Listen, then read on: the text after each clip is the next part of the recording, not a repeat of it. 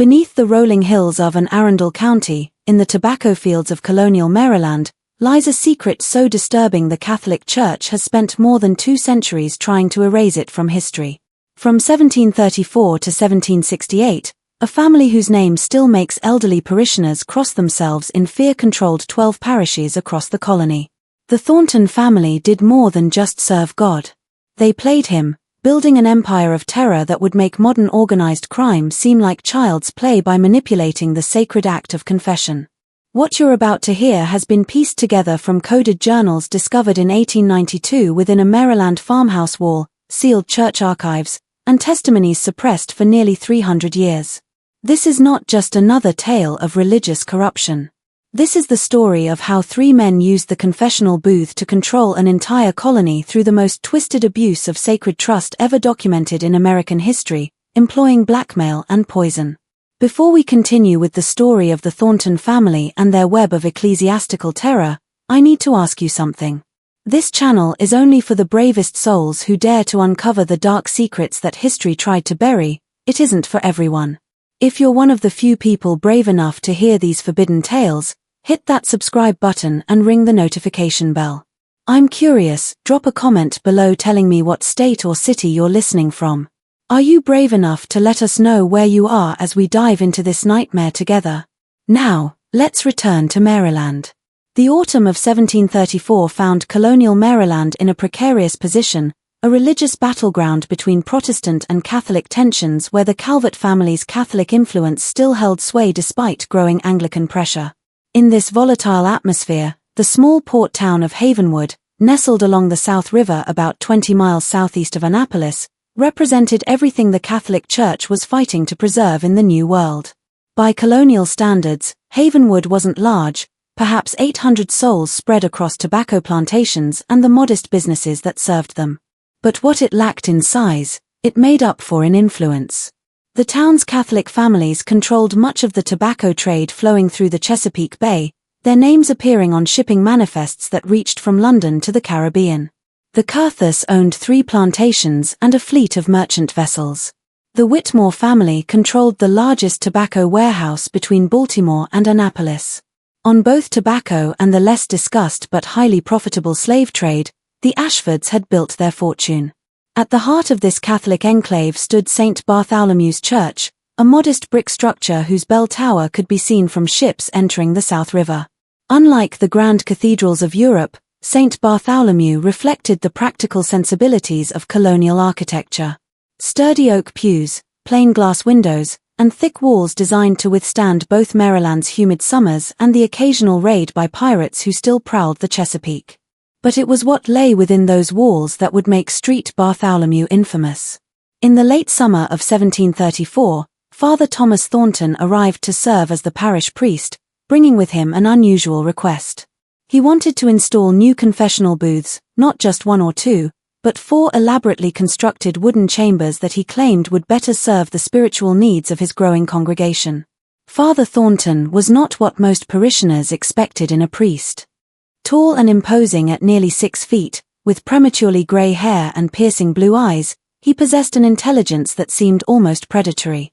He spoke with the refined accent of someone educated in European seminaries, yet there was something in his manner that suggested he understood the crude realities of colonial life better than most men of the cloth. When he smiled, which he did often during those first months, it never quite reached his eyes. What the parishioners of St. Bartholomew didn't know was that Father Thornton had spent the previous 5 years traveling throughout Maryland, visiting Catholic parishes and taking careful note of their wealthiest and most influential members. He had studied their business dealings, their family connections, their strengths, and most importantly, their potential vulnerabilities. He hadn't come to Havenwood to save souls. He had come to harvest secrets. The confessional booths that Father Thornton installed were masterpieces of deceptive craftsmanship built by his nephew Marcus, a skilled carpenter who had supposedly learned his trade in Philadelphia. Each booth appeared to be a standard 3-chambered confessional, a central compartment for the priest flanked by 2 kneeling chambers for penitents. The dark oak construction and intricate carved crosses gave them an air of sacred solemnity that impressed even the wealthiest parishioners. But hidden within the walls of each confessional was an innovation that would have horrified the faithful had they discovered it. Marcus Thornton had constructed a series of hollow metal tubes that ran from each penitent's chamber to a concealed recording chamber beneath the church. These tubes, crafted from tin and carefully angled to carry sound without distortion, allowed every whispered confession to be heard and recorded in the basement below.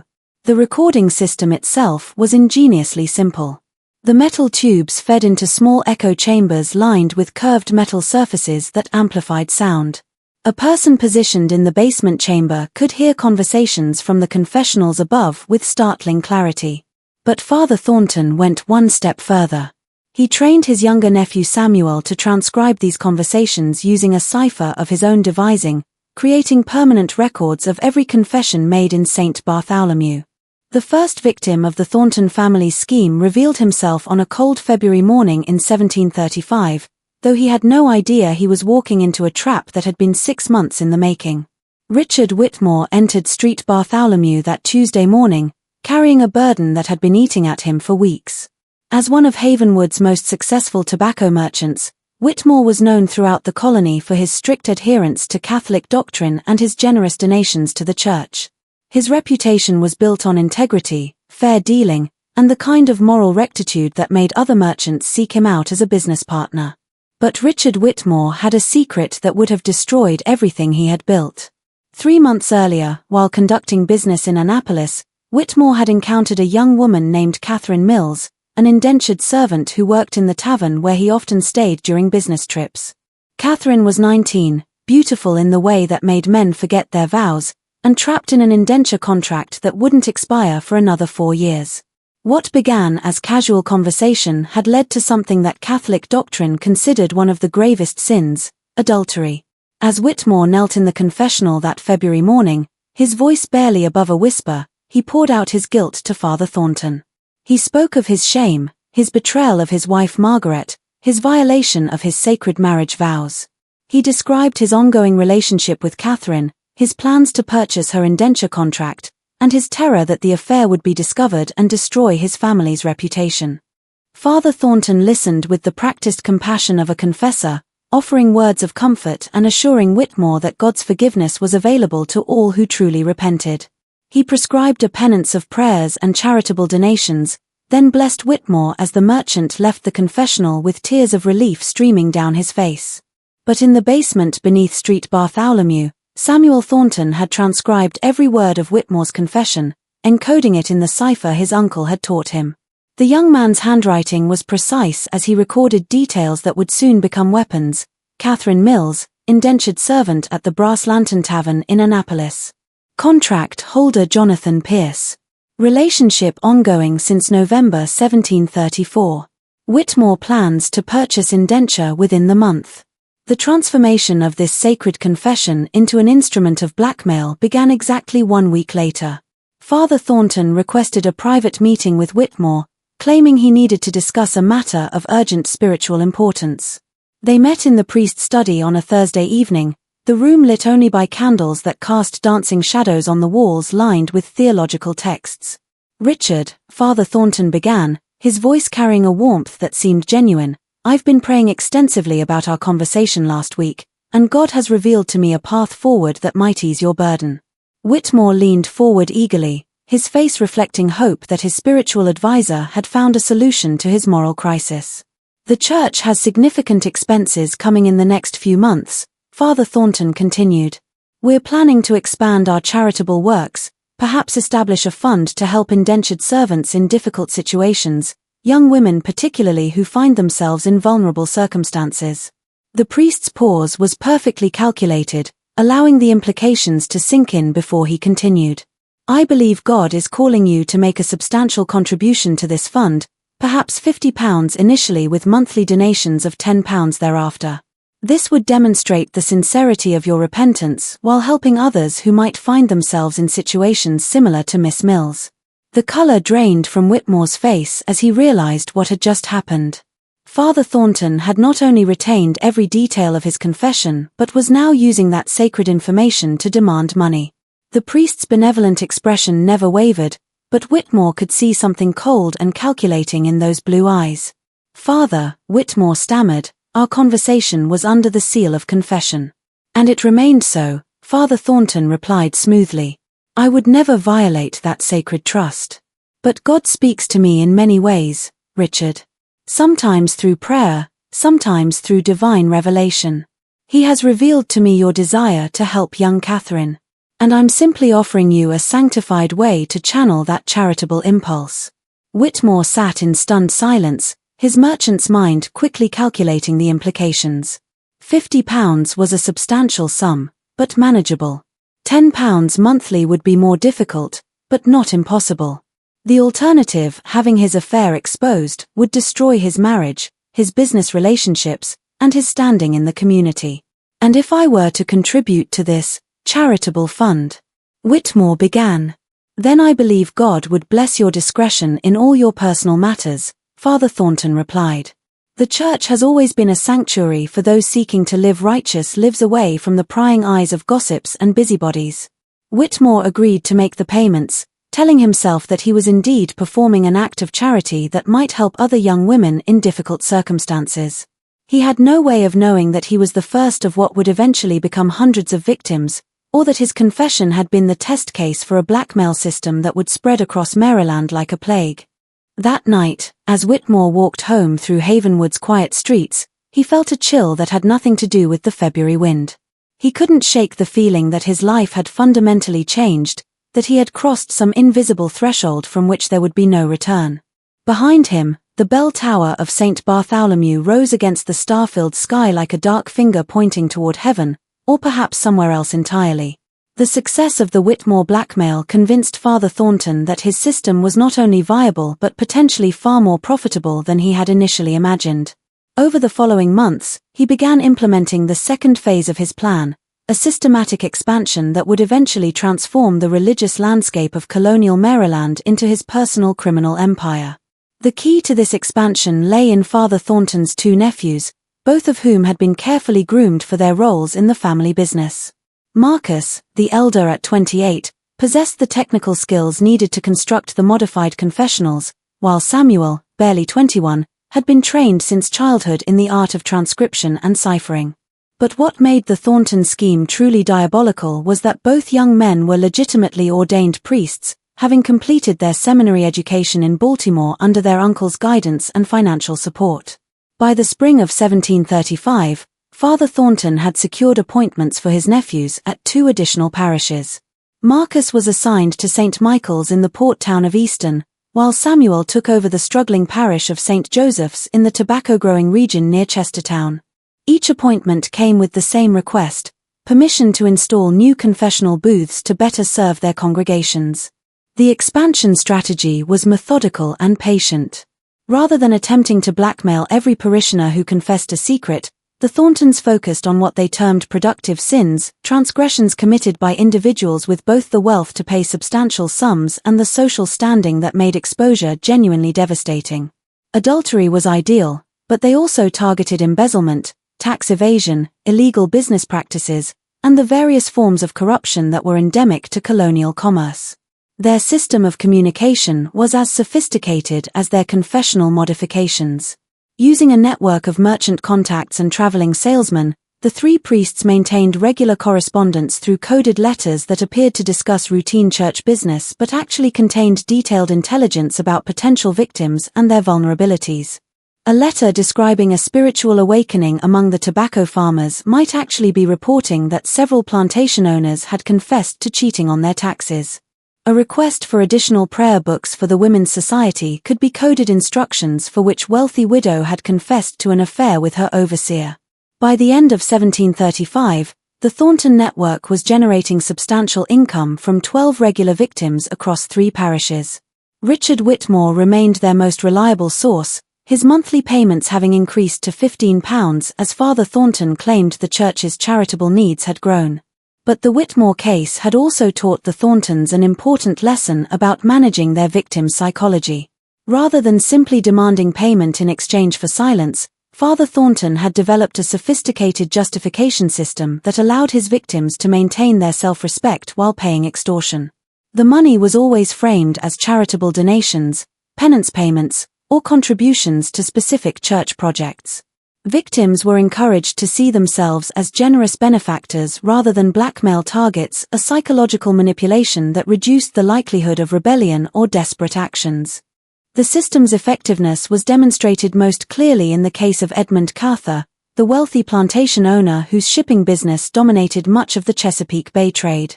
Carther had confessed to systematically underreporting his cargo manifests to avoid paying the full customs duties required by the Crown, a practice that, while common, was technically treason and punishable by the seizure of all his assets.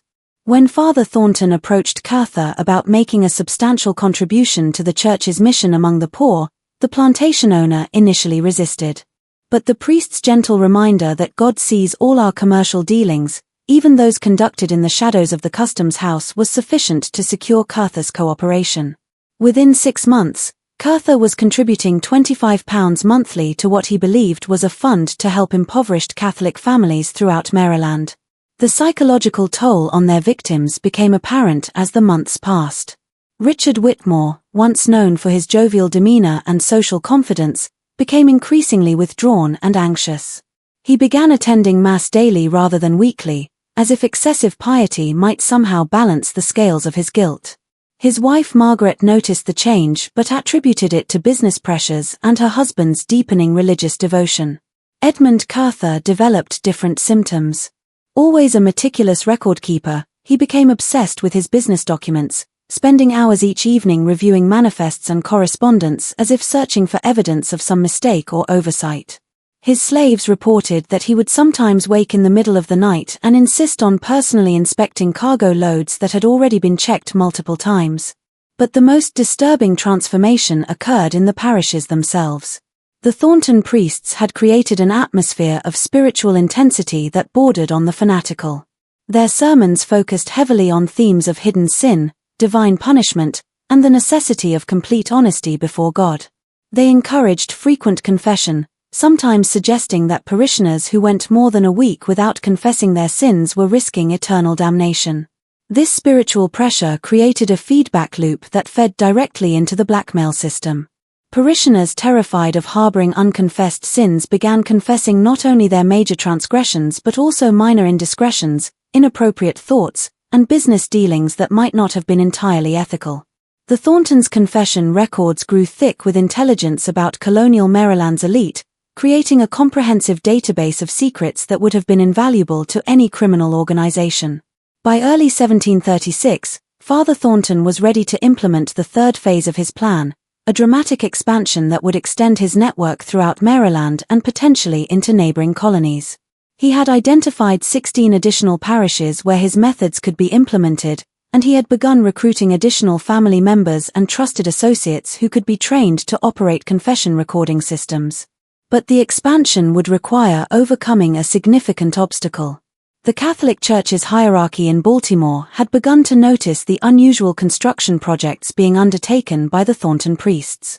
Bishop Carroll had specifically questioned the need for such elaborate confessional installations in relatively small parishes, and there were rumors that he was considering conducting formal inspections of churches where new confessionals had been installed.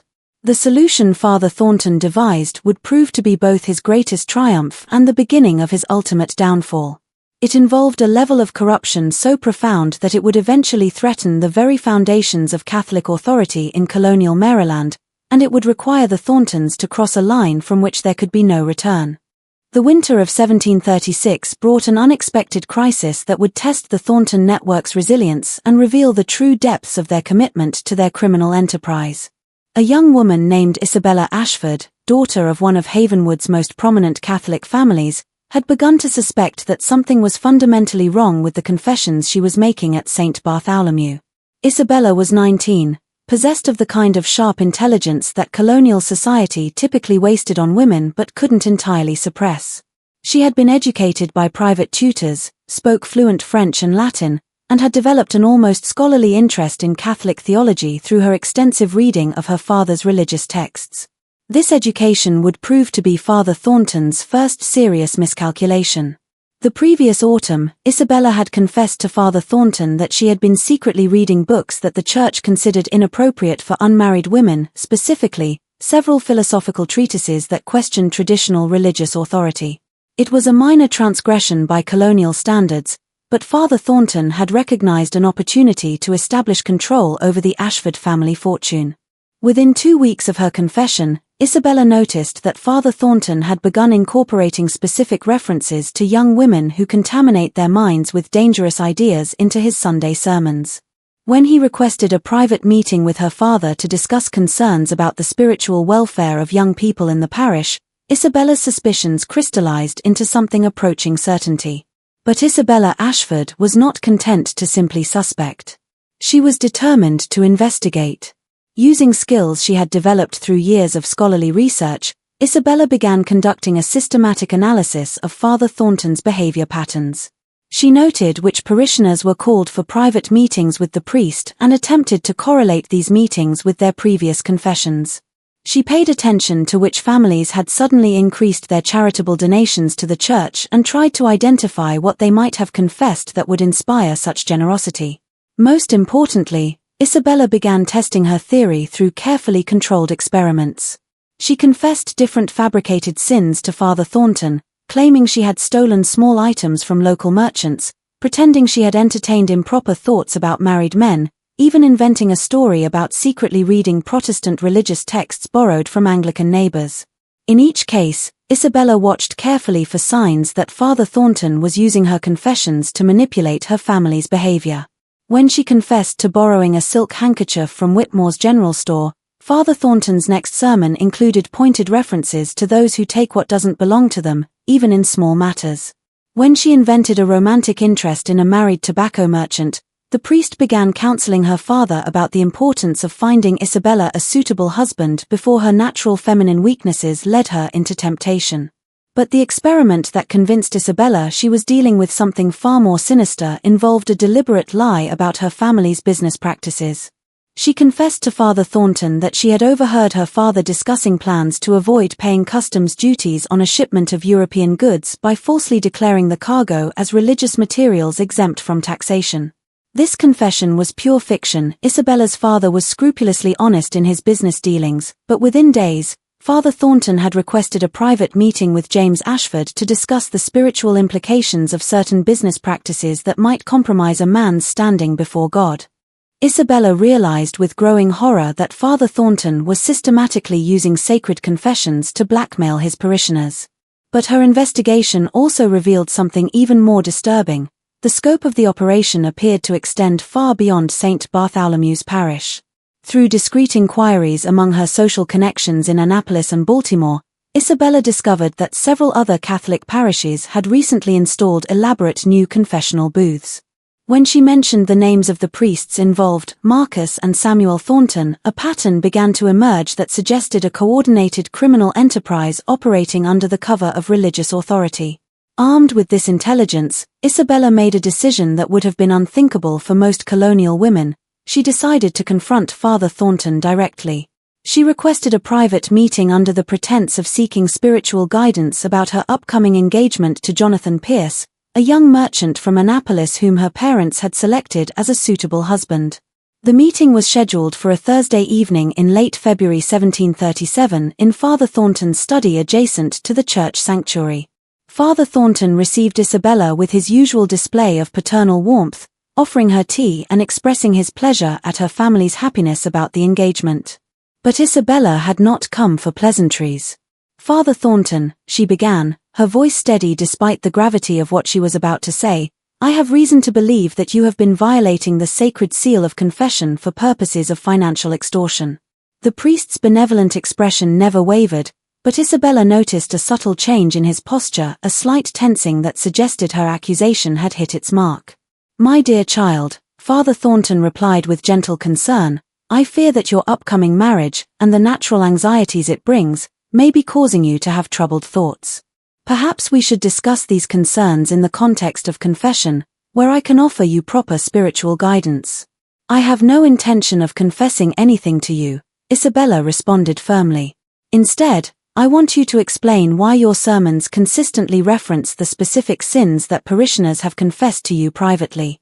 I want you to explain why families who confess certain types of transgressions subsequently receive requests for increased charitable donations. And I want you to explain the unusual construction of your confessional booths. Father Thornton's mask of benevolent concern finally slipped, revealing something cold and calculating beneath. When he spoke again, his voice carried a subtle threat that Isabella recognized as confirmation of her worst fears. Miss Ashford, I fear you have developed some very dangerous ideas. The kind of ideas that could cause great distress to your family if they became widely known. Perhaps it would be wise for you to focus on preparing for your marriage and leave theological matters to those with proper training. Isabella stood to leave, but Father Thornton's next words stopped her at the door. I trust that this conversation will remain between us. Your family has such a sterling reputation in this community. It would be tragic if that reputation were to be damaged by unfounded accusations against a servant of God. As Isabella walked home through Havenwood's dark streets, she realized that she had not only confirmed her suspicions about Father Thornton's criminal activities but had also made herself a target. The priest's final words had been a clear threat: cooperate with his schemes or face consequences that could destroy her family's social standing. But Isabella Ashford had not spent years studying philosophy and theology only to be intimidated by a corrupt priest. She had a plan that would either expose the Thornton network or result in her own destruction. And she was prepared to accept either outcome in service of justice. Isabella's plan required resources, allies, and a level of discretion that would challenge even her considerable intelligence. She had identified the crime, confirmed the method, and confronted one of the perpetrators. Now, she needed proof that would convince the Catholic Church's hierarchy to take action against the Thornton network, and she needed that proof before Father Thornton could implement whatever retaliation he was planning. The key to gathering evidence lay in gaining access to the basement chamber beneath Street Bartholomew, where she suspected the confession recording system was located. Isabella had studied the church's architecture during years of regular attendance, and she had noticed several anomalies that now took on sinister significance. A door in the basement that was always kept locked, unusual acoustic properties in the nave that suggested hidden chambers, and the fact that Father Thornton often disappeared for extended periods during times when no services were scheduled. Her opportunity came during the annual Lenten retreat in March 1737, when most of the parish would be attending special services at the cathedral in Annapolis. Father Thornton had announced that Street Bartholomew would be closed for cleaning and maintenance during the 3-day retreat, providing Isabella with the access she needed to conduct her investigation. But first, she needed to neutralize the risk that Father Thornton might discover her activities and implement his threatened retaliation against her family. Isabella's solution demonstrated the kind of strategic thinking that would have impressed military commanders of the era. She composed a detailed letter documenting her suspicions about the Thornton network, including specific examples of correlations between confessions and subsequent sermons, the unusual construction of the confessional booths, and Father Thornton's implicit threats during their private meeting. She made multiple copies of this letter and arranged for them to be delivered to Bishop Carroll in Baltimore, the governor of Maryland, and her cousin Thomas Ashford, who served as a magistrate in Annapolis, in the event that anything should happen to her. The letters were held by a trusted family servant with instructions to deliver them immediately if Isabella failed to retrieve them by a specific date or if any harm befell her or her family. This dead man's switch effectively neutralized Father Thornton's ability to retaliate against her without triggering a full investigation of his activities. With this protection in place, Isabella proceeded with her infiltration of St. Bartholomew's basement during the second night of the Lenten retreat. She had obtained keys to the church through her friendship with Margaret Whitmore, who served as the church's volunteer caretaker and had access to the building for cleaning purposes. What Isabella discovered in the basement exceeded even her worst expectations. The locked chamber beneath the confessional area had been converted into an elaborate intelligence-gathering operation. The walls were lined with metal tubes that fed sound from the confessionals above, and a sophisticated system of curved metal reflectors amplified conversations to crystal clarity. But most damning were the hundreds of coded documents that filled several wooden cabinets, transcripts of confessions dating back nearly 3 years, organized by parish and cross-referenced by the names of the confessors. Isabella spent several hours examining these documents, her horror growing as she realized the scope of the Thornton network's activities. The files contained not only transcripts of confessions but also detailed profiles of victims, records of blackmail payments, and correspondence between the three Thornton priests discussing the expansion of their operation to additional parishes throughout Maryland and into Virginia. One file, marked with symbols she didn't recognize, contained what appeared to be a list of parishioners who had somehow become problematic for the network. Isabella's blood ran cold as she realized that several of these individuals had died under mysterious circumstances over the past 2 years, deaths that had been attributed to natural causes but which the coded document suggested might have been something else entirely. But the most disturbing discovery was a detailed plan for what the Thorntons called their final solution, a systematic expansion of their blackmail network that would eventually encompass every Catholic parish in the Chesapeake region, creating a criminal enterprise capable of controlling the economic and political life of the entire colony. As Isabella carefully copied key documents using a camera obscura technique she had learned from her scientific studies, she heard sounds from the main floor of the church that made her blood freeze. Father Thornton had returned early from the retreat, and she could hear his footsteps moving purposefully toward the basement stairs. Isabella barely had time to extinguish her candle and hide behind one of the filing cabinets before Father Thornton entered the chamber. Through a gap between the cabinets, she watched as the priest moved with the familiarity of long practice, checking the recording tubes and examining recent transcript files. But then he did something that confirmed Isabella's worst fears about the Thornton network's methods. From a locked drawer in one of the cabinets, Father Thornton withdrew a small glass vial containing a white powder. Isabella watched in horror as he carefully measured a portion of the powder into a separate container, then sealed both vials and returned them to their hiding place. Even in the dim candlelight, Isabella recognized the substance from her studies of chemistry and medicine: arsenic, the poison that had become known as inheritance powder for its effectiveness in removing inconvenient relatives. Father Thornton spent nearly an hour in the basement chamber, reviewing files and making notes in his coded journal.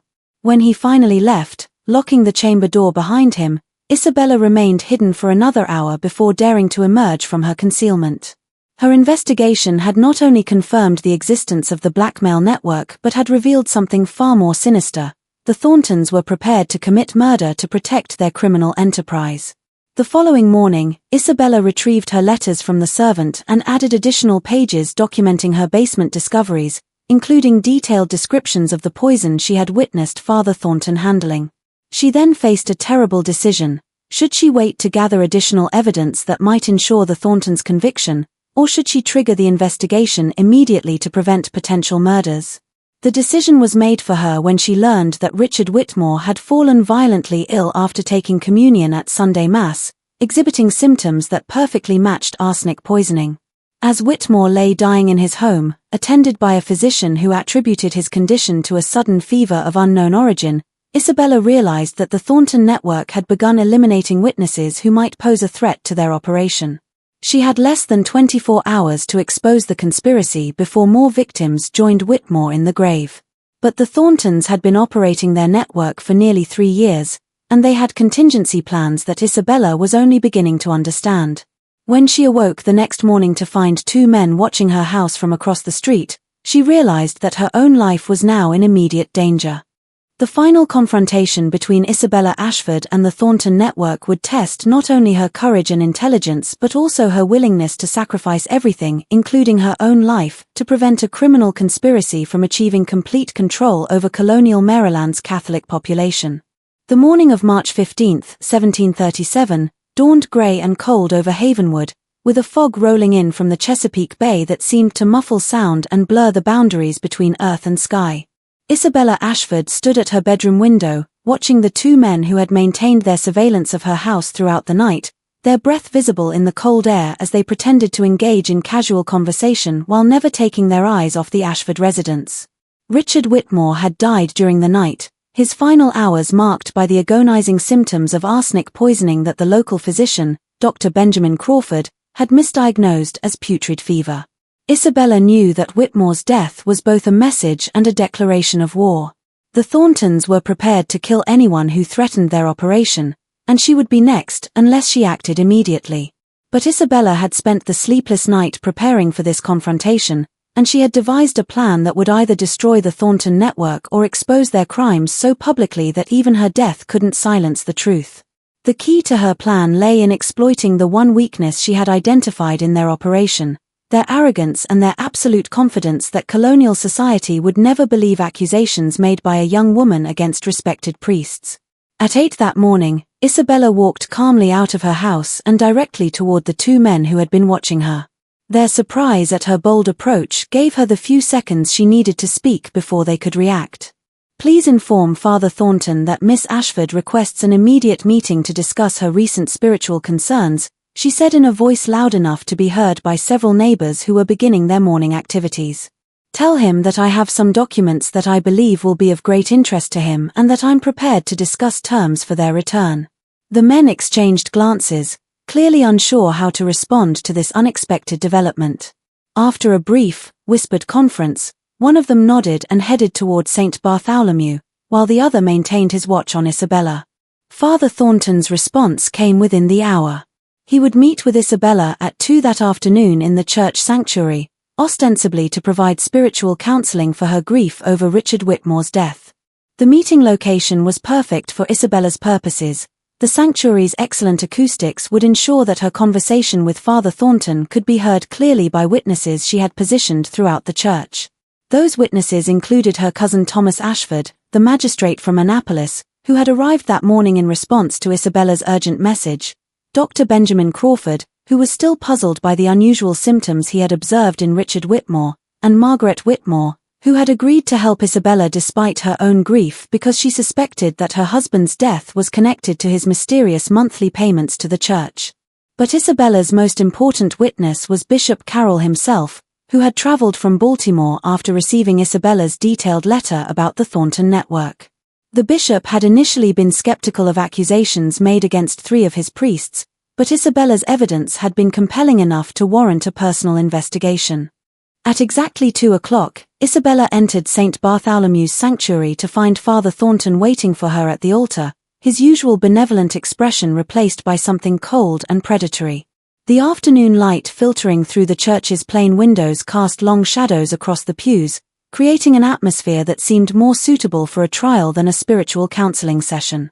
"Miss Ashford," Father Thornton began, his voice carrying clearly through the sanctuary, "I understand you have some concerns about certain church matters that you'd like to discuss."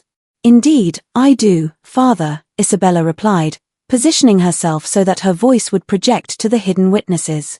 "I've discovered that you and your nephews have been operating a criminal conspiracy that violates the sacred seal of confession and uses religious authority to commit extortion and murder." Father Thornton's mask of priestly concern finally fell away completely, revealing the calculating criminal beneath. "Those are very serious accusations, Miss Ashford. I hope you have substantial evidence to support such claims."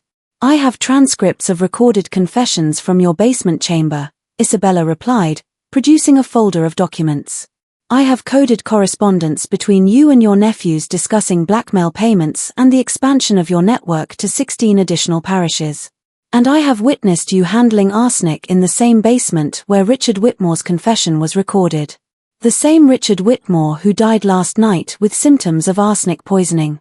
Father Thornton's eyes narrowed as he realized the extent of Isabella's knowledge. "Miss Ashford, you have stumbled into matters far beyond your understanding. The work we do serves a higher purpose than your simple mind can comprehend." "Enlighten me, Father," Isabella said, her voice steady despite the danger she knew she was facing. "Explain to me how blackmailing your parishioners and poisoning those who threaten to expose you serves God's purpose." Father Thornton stepped closer, his imposing height casting a shadow over Isabella. "The Catholic Church in Maryland exists at the pleasure of Protestant authorities who would destroy us at the first opportunity. We have created a system that ensures the survival and prosperity of our faith by securing the loyalty of our most influential members. Those who contribute generously to our cause receive our protection. Those who threaten our mission face the consequences of their betrayal." "You mean those who refuse to pay your extortion demands are murdered?" Isabella said bluntly. "I mean that God works through his servants in mysterious ways," Father Thornton replied. Richard Whitmore had become unreliable. He was beginning to ask questions, demanding to see how his charitable contributions were being used. He represented a threat to our entire operation. Isabella felt a chill as she realized that Father Thornton was essentially confessing to murder, apparently confident that she would not live to repeat his words. But what he didn't know was that every word was being heard by Bishop Carroll and the other witnesses hidden throughout the sanctuary. "And what about me, Father?" Isabella asked. "Am I also a threat to your operation?" Father Thornton's smile was genuinely terrifying. "Miss Ashford, you are an unmarried young woman making hysterical accusations against respected priests. Who would believe such claims? Even if you were to make these allegations publicly, they would be dismissed as the fantasies of a disturbed mind. But fortunately for both of us, that won't be necessary because you're going to voluntarily withdraw these ridiculous accusations and destroy whatever evidence you think you've gathered." Father Thornton continued, "You see, my dear, we know about your late-night activities in our basement. We know that you violated the sanctity of God's house to steal church documents. More importantly, we have witnesses who will testify that they saw you in Richard Whitmore's house on the night he died. And we have evidence that you possessed arsenic for your chemical experiments." Isabella felt the trap closing around her as she realized the sophistication of the Thorntons' contingency planning. They had anticipated the possibility of exposure and prepared to frame her for Whitmore's murder. "Even if you were to avoid prosecution for murder," Father Thornton continued, "the scandal would destroy your family's reputation. Your father's business relationships would evaporate. Your engagement to Jonathan Pierce would be terminated, and your family would be ostracized from decent society. All of this can be avoided if you simply admit that your accusations were the product of feminine hysteria and emotional distress following Whitmore's death." "And if I refuse?" Father Thornton's expression became genuinely sorrowful, as if he regretted what he was about to say. "Then I'm afraid you'll be found in your room tomorrow morning, having taken your own life in remorse for falsely accusing innocent priests, and for your guilt over murdering poor Richard Whitmore. Suicide is a mortal sin, of course, but God is merciful to those whose minds have been disturbed by their own wickedness." Isabella realized that this was the moment of ultimate test, not just of her courage, but of her faith in justice and her willingness to sacrifice herself to prevent greater evil. Father Thornton had revealed the full extent of his network's corruption and his willingness to commit murder, but only because he was confident that she would never live to expose him. "You've made one critical mistake, Father Thornton," Isabella said, her voice ringing clearly through the sanctuary. "You've assumed that I came here alone and unprepared." Father Thornton's confidence wavered slightly as Isabella raised her voice to address the hidden witnesses. "Bishop Carroll, Magistrate Ashford, Dr. Crawford, I trust you've heard enough to understand the nature of the conspiracy we're dealing with." The color drained from Father Thornton's face as Bishop Carroll emerged from behind the altar, followed by Thomas Ashford and the other witnesses. The priest's eyes darted toward the sanctuary doors, but he found his escape route blocked by several armed men that Magistrate Ashford had positioned outside the church. "Thomas Thornton," Bishop Carroll said, his voice heavy with authority and disgust, "by the power vested in me by the Holy Catholic Church, I hereby strip you of your priesthood and excommunicate you for crimes against the faithful. Magistrate Ashford, this man is now in your custody." But Father Thornton's surrender was not as complete as it appeared. As Thomas Ashford stepped forward with shackles, the defrocked priest suddenly lunged toward a cabinet near the altar, where Isabella realized he must have hidden a weapon. The final moments of the confrontation would test not only Isabella's courage but also her willingness to use lethal force to prevent a murderer from escaping justice. The sound of the pistol shot echoed through St. Bartholomew's sanctuary like a thunderclap, followed by a silence so profound that Isabella could hear her own heartbeat.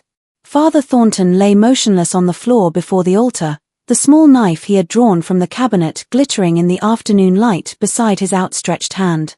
Magistrate Ashford lowered his smoking pistol, his face grim as he examined the body.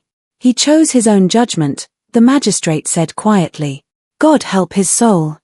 The investigation that followed Father Thornton's death revealed the full scope of the criminal conspiracy that had operated under the cover of religious authority for nearly 4 years.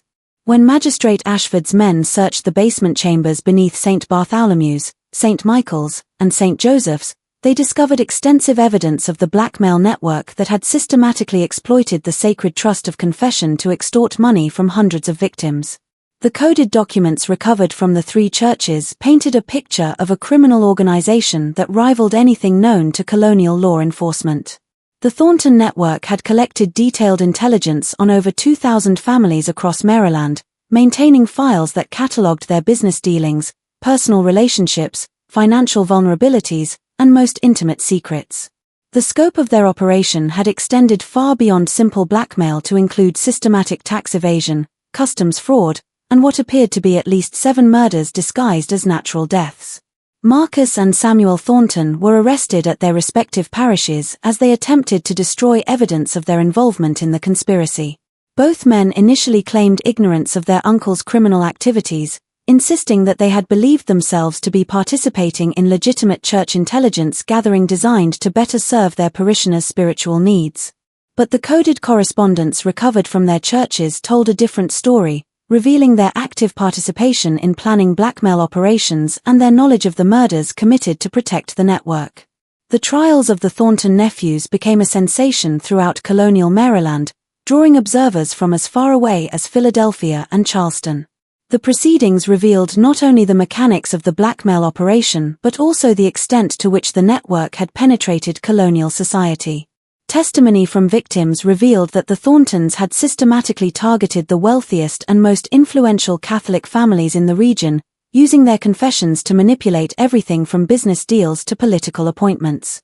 Dr. Benjamin Crawford's testimony proved particularly damning when he revealed that he had treated 4 other patients over the past 2 years who had exhibited symptoms similar to Richard Whitmore's final illness.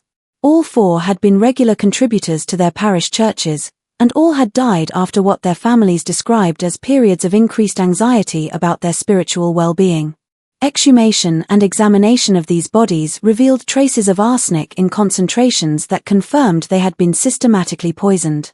The psychological impact on the Catholic community of Maryland was devastating. The revelation that 3 priests had violated the sacred seal of confession to commit extortion and murder shattered the trust that bound the religious community together. Many families stopped attending Mass altogether, while others demanded that Bishop Carroll implement new safeguards to prevent similar abuses of religious authority. The economic consequences were equally severe.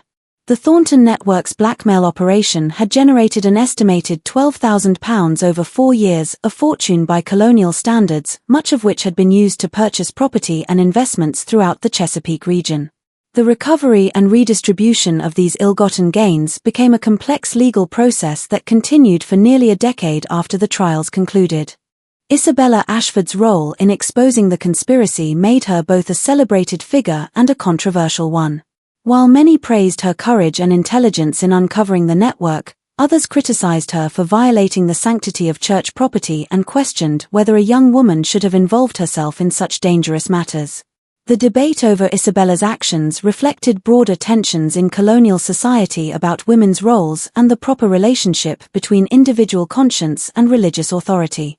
The long-term consequences of the Thornton affair extended far beyond Maryland's Catholic community. The scandal contributed to growing Protestant suspicions about Catholic loyalty and provided ammunition for those who argued that Catholics could not be trusted with positions of authority in colonial society. These tensions would persist well into the Revolutionary period and beyond, influencing debates about religious freedom and the separation of church and state. Bishop Carroll implemented extensive reforms designed to prevent similar abuses, including mandatory inspections of all church construction projects, regular rotation of priests between parishes, and new procedures for monitoring church finances. But the deeper question of how to prevent the abuse of religious authority while maintaining the effectiveness of pastoral care remained unresolved. The physical modifications that the Thorntons had made to their churches were dismantled, but the buildings themselves remained in use, serving as permanent reminders of the corruption that had once operated within their walls.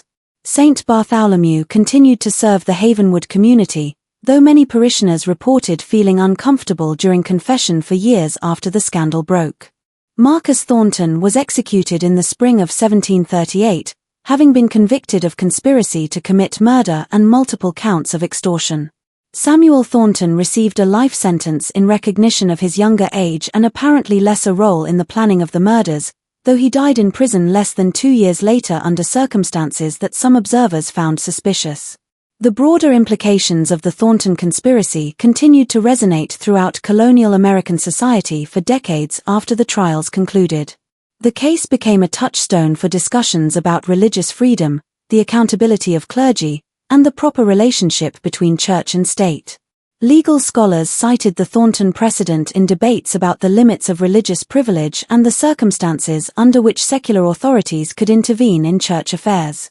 Isabella Ashford married Jonathan Pierce as planned, though the wedding was delayed for nearly a year while the trials proceeded and their aftermath was resolved.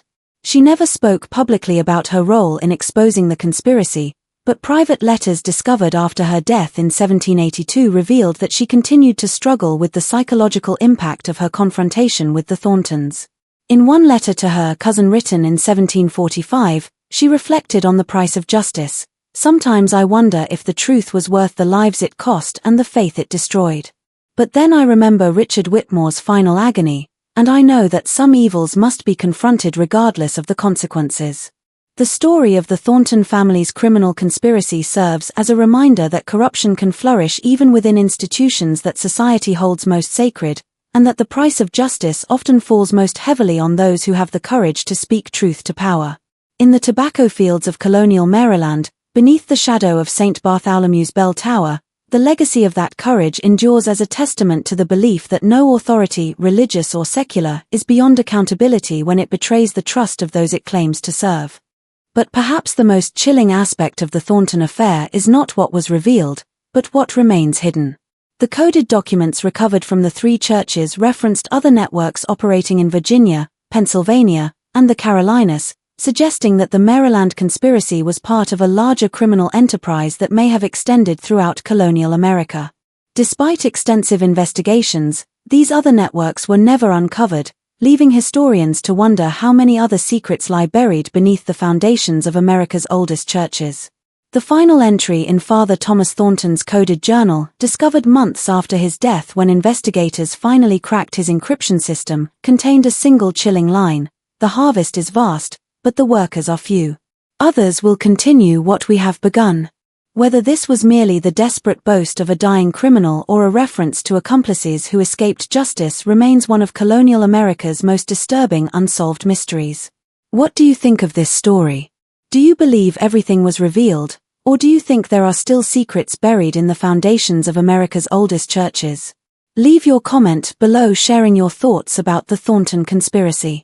If you enjoyed this dark tale from colonial America and want more stories that uncover the hidden horrors of our nation's past, subscribe to our channel, hit the notification bell, and share this video with someone who loves historical mysteries.